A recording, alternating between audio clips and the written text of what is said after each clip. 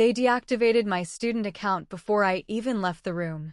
I stood there at 22, watching Dr. Lionel Hargrove align his silver cufflink, the same slow gesture he made before anything final. "Some students simply do not belong here," he said. Nobody in that room argued. The committee looked at their folders instead of at me. It had not started that day. Months earlier, he had handed my research findings to another student's group, calling it a collaborative review. I had said nothing, because saying something had never once worked in my favor.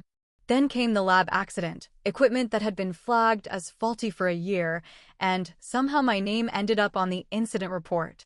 During the disciplinary hearing itself, I tried to explain the timeline of the malfunction. Hargrove cut me off before I reached the second sentence. He said the panel had heard enough. I walked out holding my old student ID, the one the security guard forgot to ask me to return. My thumb found the worn edge of the plastic and pressed there, as if the card could still open a door somewhere. Behind me, the turnstile at the library would no longer let me through. It had already learned, faster than any professor had, that I did not belong. The first year after was the hardest kind of quiet. I moved into a shared apartment with 2 roommates I barely knew, took a job answering phones for a small software firm, and kept the card in a drawer under a stack of notebooks I never opened again. A false accusation does not stay contained to one afternoon. It follows you into interviews, into the silences after you mention where you studied. I learned to skip that part of my story entirely and built a different one instead, starting with a coding bootcamp I paid for with money I did not have. 2 years in, I met a woman named Priya who ran a fledgling analytics startup out of a converted garage. I had no degree to show her, only spreadsheets I had built for free at night. She hired me on a trial basis. 6 months later, she made me a partner. None of it happened in one triumphant leap. It happened in small corrections, a client won here, a mistake fixed there before anyone noticed. By the time the company sold, I was 30, with enough money to never think about rent again. Or I told myself I did not think about the university at all. A new company followed soon after, this one mine alone, built around a fraud detection engine that 3 different banks eventually adopted. By year 8, journalists were writing profiles that used words like self-made and visionary. None of them asked about the gap in my education. I had learned to phrase it carefully, a program that did not work out. Technically true. I let people fill in the rest with whatever assumption felt kindest to them. Near the end of that decade, the university began a capital campaign for a new science building. I heard about it the way most people hear about their old institutions, through an alumni newsletter I never meant to keep receiving. There was a photo of the building's planned atrium. There was a paragraph about legacy and about students whose potential deserved a proper home. I read that sentence 3 times. I stayed silent. There was no need to reach out. 10 years after they erased my access to a library, the university would come looking for a woman it once decided did not belong there, and it would have no idea it was looking for me. The invitation to the charity gala came through my company, not through any university connection. A local foundation was raising money for medical research, and half the city's donor class would be there. I almost skipped it. I went because my lawyer at the time insisted the right people would be in that room, and she was rarely wrong about things like that.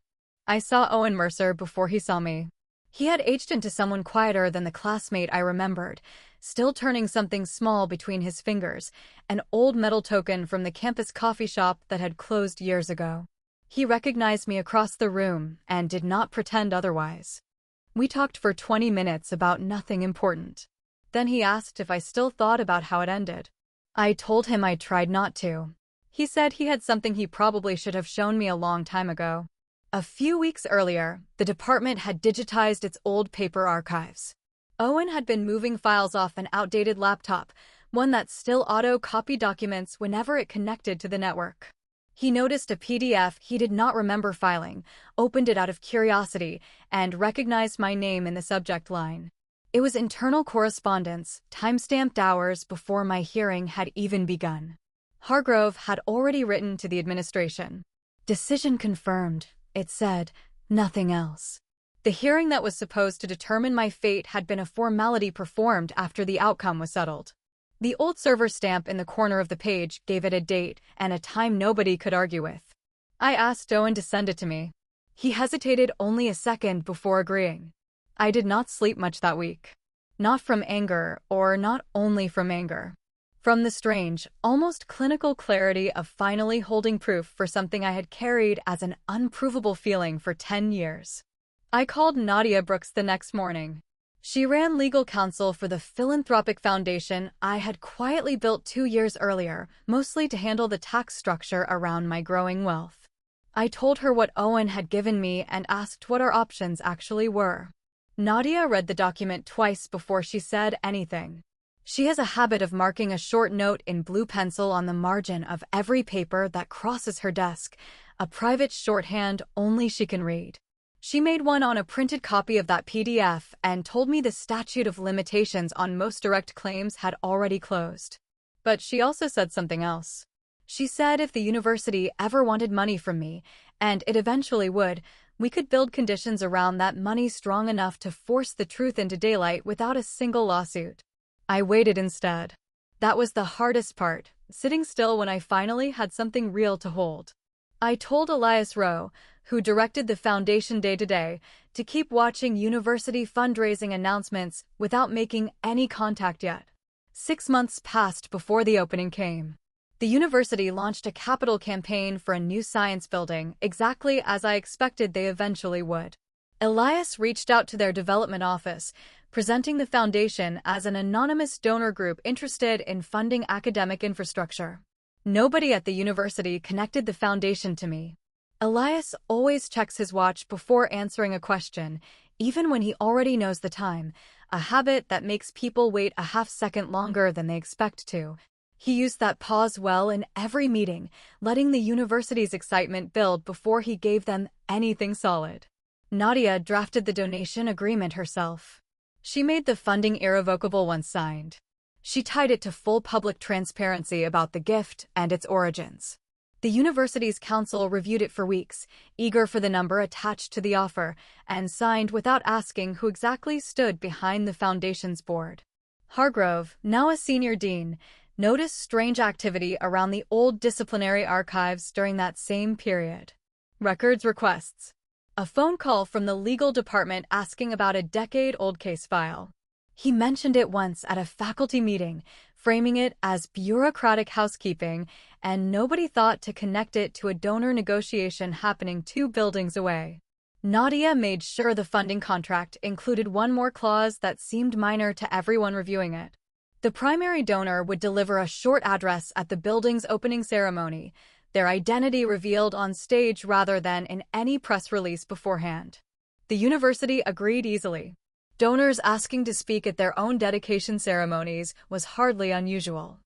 I kept working through all of this, running my company, closing 2 acquisitions, appearing at conferences where nobody asked about universities at all. The version of me that people saw in trade publications had nothing to do with the version quietly assembling a decade-old case against an institution that had forgotten her name. During one negotiation call, Professor Celia Wren joined briefly as a faculty liaison, since the new building would house her department. She recognized my name from somewhere she could not place, then remembered mid-conversation. She adjusted the thin frame of her glasses and said, quietly, that things back then had not been as simple as people assumed. She did not explain further, and I did not push her. I thought about that sentence for days afterward. Celia had sat on committees adjacent to mine once, never speaking against Hargrove's version of events, never speaking for me either. Silence, I had learned, was its own kind of decision. Nadia collected everything methodically that season, the original correspondence Owen had found, faculty minutes referencing the equipment malfunction, a budget document showing the lab's known maintenance failures a year before the accident. Each page received her small blue mark once she confirmed it was authentic, and the construction moved forward on schedule around her. I visited the site once, unannounced, wearing nothing that identified me as anyone important. I stood at the edge of the excavation and watched cranes lower steel beams into a foundation that would eventually hold my name on a plaque, though nobody working there knew that yet. Hazel Dunn coordinated the university side of the fundraising campaign, unaware of any of it beyond the paperwork crossing her desk. She clicked her pen rapidly during stressful weeks, though she genuinely lit up whenever a nervous young alum called in to name their first plaque. She had no idea the biggest donor on her spreadsheet was the same student whose file, buried 3 floors below her office, had once been closed without a real hearing. By the time the building neared completion, the contract was signed, the funds transferred, and the only thing left undone was the small detail of a name. The university had asked twice for the donor's identity to prepare materials for the ceremony. Elias, checking his watch out of habit rather than need, told them the name would be confirmed the week of the event, and not before. The morning of the ceremony arrived clear and cold. I sat in a car outside the new building for 11 minutes before going in, not out of nerves exactly, more out of the strange feeling of returning somewhere that had once told me I did not belong. Inside, the atrium had filled with exactly the crowd I expected. The university president stood near the podium rehearsing his notes. Board members circulated with a kind of practiced warmth reserved for donors and journalists. Alumni I vaguely remembered from lecture halls a decade earlier stood near the coffee service, and a small cluster of local press adjusted cameras near the front row. Hargrove stood close to the stage, having been asked to say a few words as senior dean before the main donor address. He looked exactly as I remembered, older around the eyes, but carrying the same posture that used to fill hallways with quiet dread. The president introduced the program, thanked the community for its support, and then announced that the university's most significant donor in a generation had asked to say a few words herself. I walked to the podium. Hargrove recognized me the instant I stepped into the light. His hand rose automatically to his cufflink, straightening it the way he always did before something final, though this time the gesture looked less like control and more like reflex failing him. I thanked the university for the invitation and spoke briefly about the importance of research infrastructure, the kind of remarks any donor might give. Then I asked the technical team to display the supplementary materials I had prepared for the presentation, a condition already written into the original funding agreement, one nobody had thought to question in advance. The screen behind me changed. First came the internal email, time-stamped hours before my hearing, decision confirmed printed in plain administrative language. Then the maintenance report showing the lab equipment had been flagged as faulty a full year earlier. Then a short recorded statement from Professor Celia Wren, given voluntarily weeks before, confirming that the disciplinary outcome had effectively been decided before the hearing even convened. Celia's recorded voice, calm and precise, described a decision made in advance, a formality performed for appearances. She adjusted her glasses on screen before finishing her sentence, an old habit captured now on camera for a room full of people to witness. The president asked, quietly at first, then more urgently, for the ceremony to pause. Board members reached for the printed materials in their folders, flipping pages that suddenly meant something different than they had an hour earlier. Camera shutters clicked rapidly from the press section, the only sound in a room that had otherwise gone silent. Hazel, standing near the side of the stage, stopped clicking her pen mid-motion and set it down on the table in front of her without a word.